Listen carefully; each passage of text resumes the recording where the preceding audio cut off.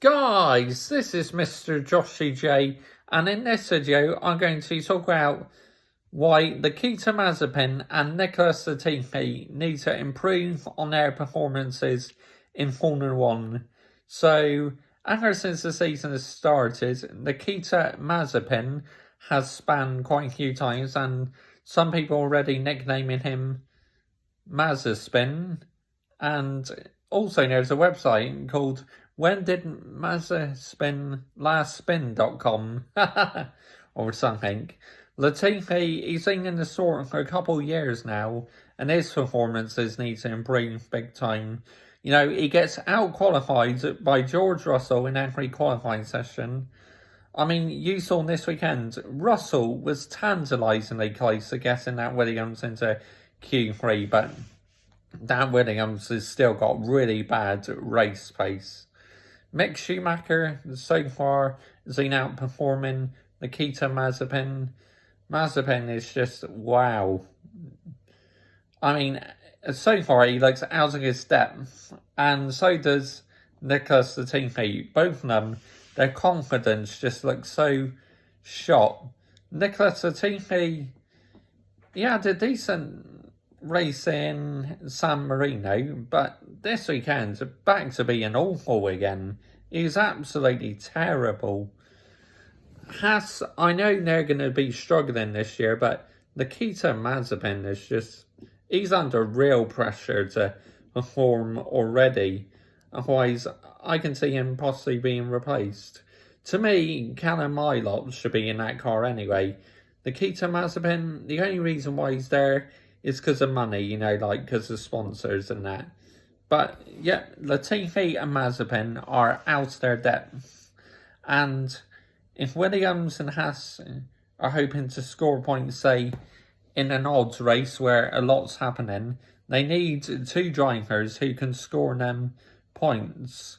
Now, we all know that Williams and Haas are the two slowest cars on the grid.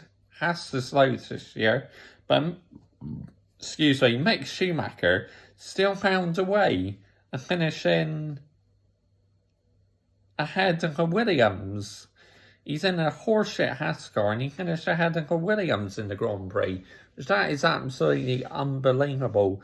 So evidence is showing how if Mick Schumacher finished ahead of Latifi, Latifi is just out of his depth. And Nikita Mazepin just, he's trying to push the car, but the Haas, where it's terrible, it just won't communicate with what he wants to do. And it's no surprise he keeps spinning it, because he's over pushing that car, and it keeps spinning. And the handling of the Haas, we know, is poor, because they're not developing it, you know. They're concentrating on the 2022 car when the new regulations come in, when the 18-inch tyres come in and that. So I can see why they want to focus on the 2022 cars. And it really is going to be a struggle for Haas in this year in 2021. I think they've only developed it once and they say that's it. They're pulling the plug on development because they want to focus on the new era, which is absolutely fair enough. So for both Williams and Haas, it will be a struggle this year. But I am expecting Haas to finish last in the constructors, because if we have an odds race, I believe Russell can score some points for Williams. But they have to take advantage. Like 2 years running, George Russell running quite high in San Marino makes two very bad errors 2 years in a row at San Marino. So Williams, they need to take advantage of when it's an odds race. Same as like McLaren, their only opportunity to end their winning drought is there's an odds race, because Mercedes and Red Bull in a dry race are streaks ahead. They really are. Just wow, them two. Class in their own. But in the comments, let me know down below where you think it's going wrong for Mazepin and Nicholas Latifi. Both need to step it up big time under massive pressure.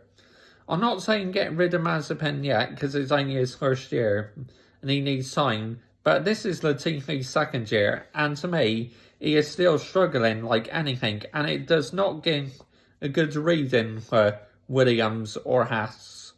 Like, Latifi doing poor for Williams and Mazepin doing poor for Haas. Not good reading for both teams. Bye-bye.